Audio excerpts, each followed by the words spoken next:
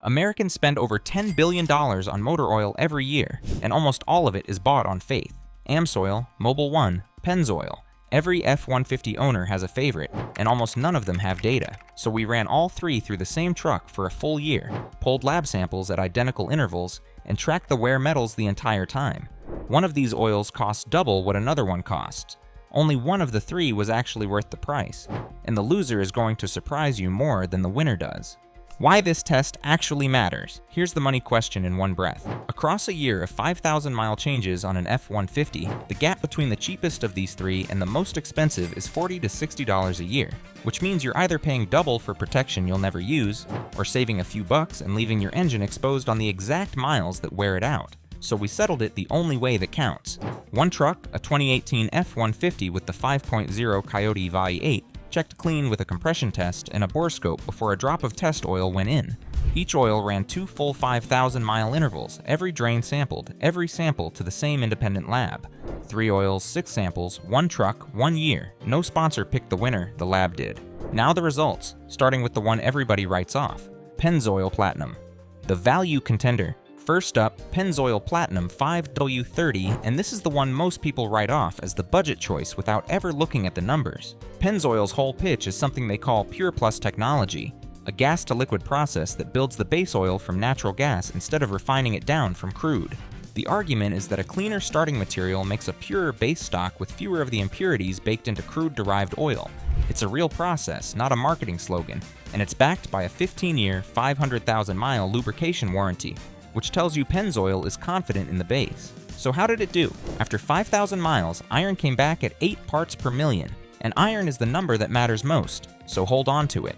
Iron is cylinder wall and piston ring wear. It's the one category that tells you whether the oil kept a film between the surfaces that grind against each other every time the engine fires. Low iron means the oil held the line. Pennzoil's copper, that's bearing wear to Wastai's, came back at 3. Aluminum, which is piston and head wear, at 2. And viscosity, whether the oil still held its rated weight at the drain, had dropped slightly but stayed comfortably in spec. Those 4 numbers are the entire scorecard, and for an oil that sits at the bottom of this price bracket, Pennzoil walked out of the first interval looking like it had no business being called the budget option. Now here's the part the forums get wrong, and it matters.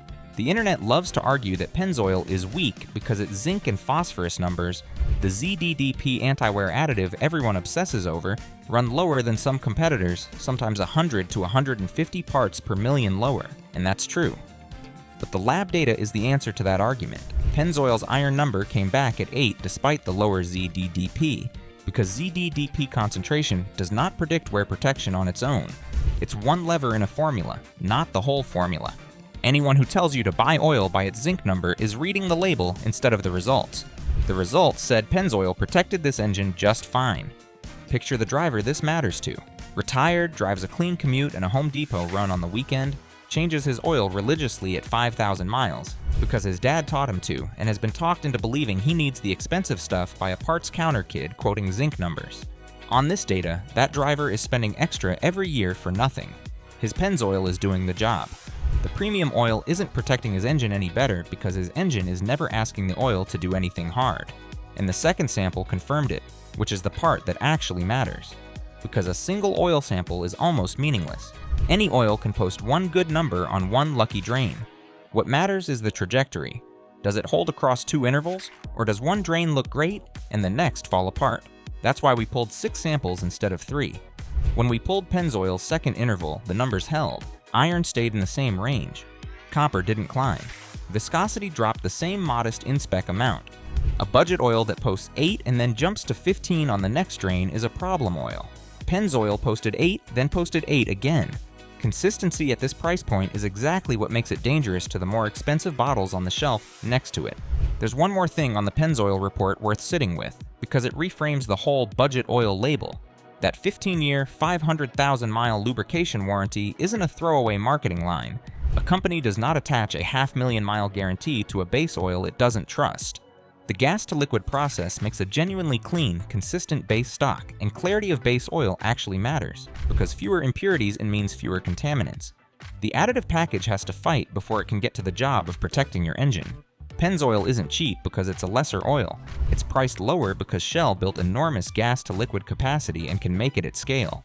You're getting a top-tier base stock at a mid-tier price, and the lab report is the receipt. Mobil 1 Extended Performance, the default choice. Next in was Mobil 1 Extended Performance, and this is the one sitting on every shelf in America. Mobil 1 is the default. The oil most people grab because it's there, it's trusted, and it's what the last guy used. That ubiquity is actually its hidden strength. Because more people run Mobil 1 than anything else, it has the largest real-world dataset from independent labs of any oil in this test. When millions of samples say an oil is consistent, that consistency is worth something you can't see on the bottle. The results. After 5,000 miles, iron came back at 9 parts per million, copper at 4, aluminum at 2. Viscosity retention was nearly identical to Pennzoil's. Read those numbers against Pennzoil's and sit with what you're seeing. 1 part per million higher on iron, 1 part per million higher on copper, and dead even everywhere else. That is not a meaningful difference. That is not Mobil 1 losing to Pennzoil. That is 2 oils protecting the same engine to the same degree, and the 1-point spread is inside the normal sample-to-sample noise you'd see running the same oil twice. This is the single most useful finding in the entire test, so let me say it plainly. Between Pennzoil Platinum and Mobil 1 Extended Performance, at 5,000-mile intervals in a normally driven F-150, there is no performance difference worth paying for. None. The iron is the same, the copper is the same, the viscosity is the same. Which means the entire Pennzoil versus Mobil 1 war that has raged in every truck forum for 20 years comes down to one thing: price and availability. Buy whichever one is cheaper at your parts store the week you need it. You are not compromising anything. You are just refusing to overpay for a logo. Think about how much money that one sentence saves the average owner over the life of a truck.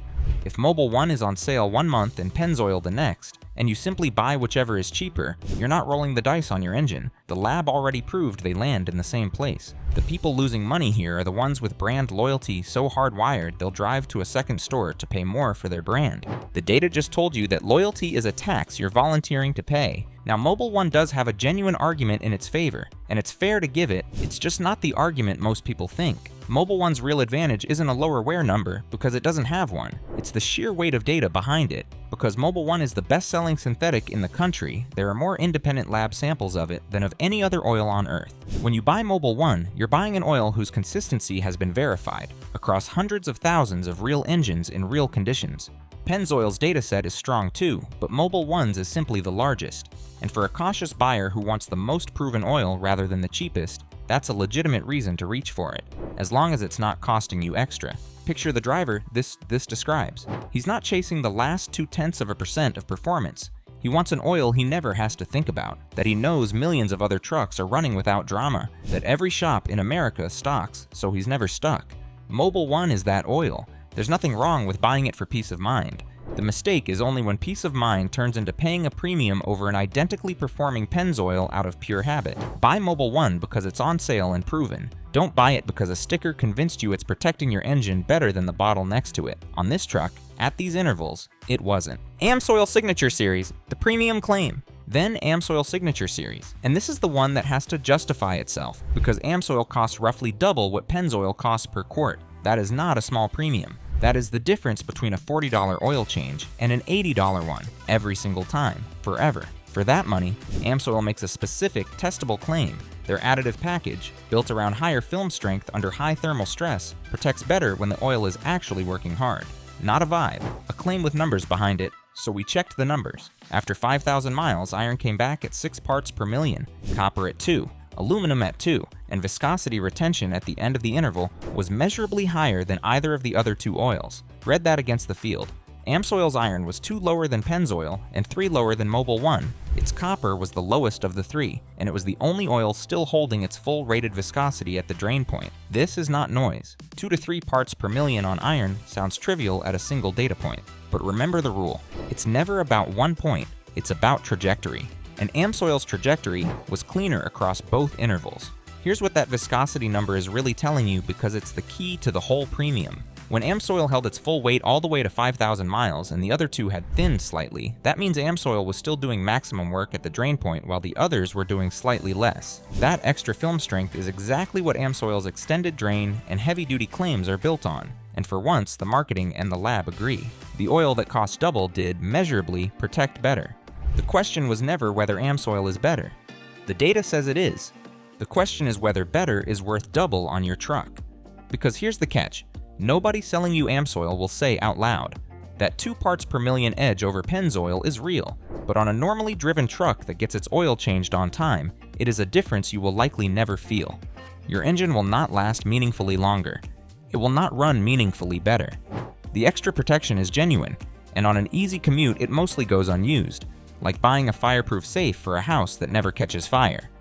The safe works, you just didn't need it. Whether you needed it comes down to 2 questions we'll answer at the end. But let's be just as honest about where Amsoil earns every dollar, because the same data that says overkill for a commuter says bargain for a work truck. The viscosity retention number is the tell. When an oil holds its full rated weight all the way to the drain, it means the film between your moving parts never thinned out under load. On a truck that's towing a trailer up a grade in 100-degree heat, that film is doing life or death work for your engine. The exact moment a slightly thinner oil would let metal kiss metal. Amsoil held. That's not a lab curiosity. That's the difference between an engine that shrugs off a hard summer of towing and one that quietly accumulates wear every time you hitch up. Picture the driver this is built for. He's got a 5th wheel and a boat. He tows most weekends from May to September. He runs his intervals a little long because he's busy and the truck's got 180,000 on it, and he wants another 100,000 out of it. For him, the Amsoil math flips completely. That 2 to 3 parts per million lower iron, compounded over the kind of hard miles he actually drives, is less metal off his cylinder walls every single interval, and on a truck he's trying to run to 300,000. That cumulative difference is real engine life. He's not paying double for a logo. He's paying double for measurably less wear on the exact miles that cause the most wear. For him, it's the cheapest insurance in the garage. That's the whole point of running the test instead of arguing about it. The same oil with the same numbers is a waste of money for one driver and a genuine bargain for another. And the only thing that decides which is how hard the truck works. Amsoil didn't win or lose. It proved it's worth double for the people who need it, and overkill for the people who don't. And now you know which one you are before you spend the money instead of after. Before I give you the final verdict and tell you exactly which drivers should buy which oil, hit subscribe right now, because the next test answers the question this one sets up. We're putting a synthetic blend head-to-head against a full synthetic at the same viscosity in this same truck to find out whether the base oil type matters at all or whether the whole full synthetic premium disappears at proper change intervals. You do not want to buy another jug of oil before you see that data. The real cost over the life of the truck. Let's put actual dollars on this because $40 to $60 a year is easy to wave off until you run it out over how long people actually keep these trucks. Say you run 5,000-mile intervals and put 15,000 miles a year on the F-150, 3 oil changes a year. On Pennzoil or Mobil one, at whichever is cheaper, you're looking at a certain baseline. On Amsoil Signature Series at roughly double the per quart cost, you're adding somewhere around $50 a year on this truck's oil capacity. Now stretch that across ownership. Keep the truck 10 years and that's $500 in extra oil cost for a 2 parts per million reduction in iron that on a normally driven truck buys you protection you will probably never cash in. Keep it 15 years, or push past 200,000 miles, or tow heavy through hot summers. And that same $500 is buying measurably less cumulative metal pulled off your cylinder walls over the life of the engine, which is exactly the scenario where a longer-lived engine pays the premium back several times over. Same $500, completely different value depending entirely on how you drive. That is the honest math. And it's why there is no single right answer to which oil is best. The best oil for a retired commuter is the worst value for a tow rig, and the best oil for a tow rig is a waste of money on a grocery getter. Anyone who gives you a one-size answer is selling something. The lab data lets you match the oil to the truck instead of to the loudest voice in the comment section.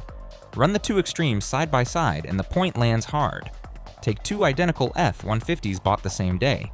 Owner A commutes 20 easy miles a day and sells the truck at 8 years and 120,000 miles. Owner B tows a trailer every summer and keeps his to 280,000 miles. Owner A on Amsoil spent roughly $400 extra over those 8 years for a wear reduction his engine never needed, and a buyer who'll never know or care. That's $400 of pure loss. Owner B on Pennzoil saved a few dollars a change but ran a slightly thinner film through every hot towing mile for 2 decades. And on a truck he's trying to push to 280,000. That's the trade that can cost him real engine life at the far end. Same 2 oils.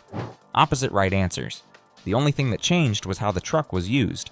This is why just buy the best oil is lazy advice that costs people money in both directions. The commuter overpays for protection he'll never cash in, and the tow rig owner underbuys and pays for it in wear 20 years down the road.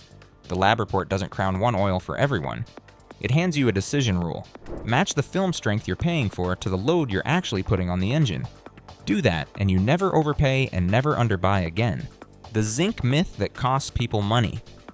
There's a systemic thing this test exposes that goes way past these 3 bottles, and it's worth understanding because it's how a lot of people get talked into the wrong oil.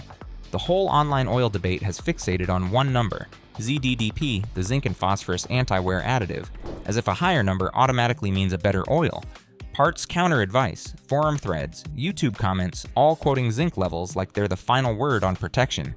The data in this test quietly detonates that. Pennzoil ran lower zinc and phosphorus than its rivals and still posted an 8 parts per million iron result, right in the pack. Meanwhile, the reason modern oils run lower ZDDP in the first place isn't cost-cutting. It's that phosphorus poisons your catalytic converter, so the API capped it years ago, and formulators responded by building smarter additive packages that deliver the same wear protection with less of the stuff that kills your emissions system. In other words, the oils with lower zinc numbers aren't weaker, they're newer.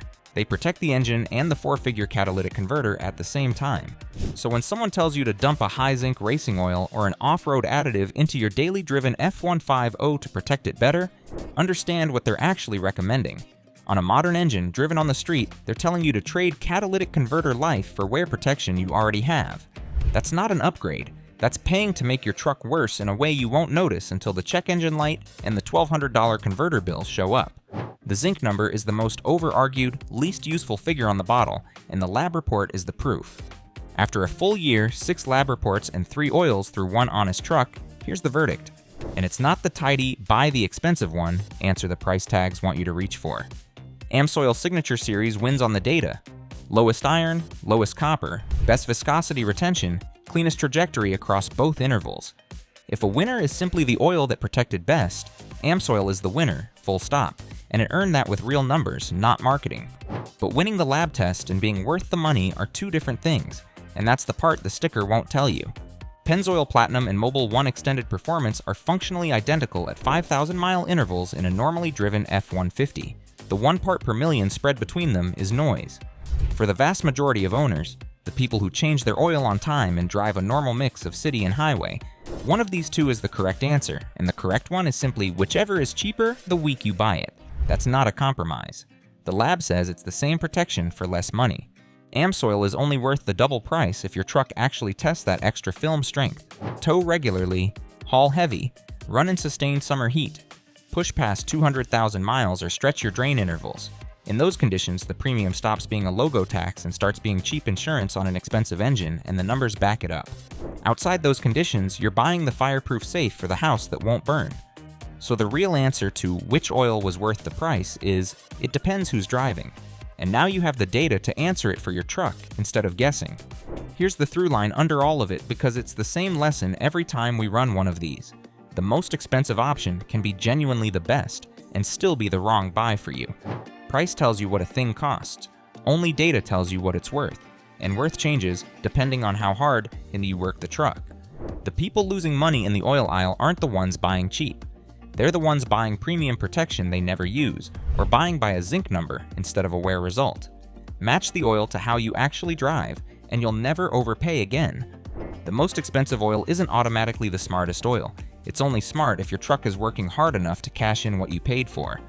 Drop a comment and tell me which oil your F-150 is running right now and whether this data changed your answer, because I read every one of them. And next up, we settle it for good. Synthetic blend versus full synthetic, same viscosity, same truck. And we find out whether the base oil type matters at all or whether the whole premium disappears the moment you change your oil on time. Subscribe so you see that data the day it drops.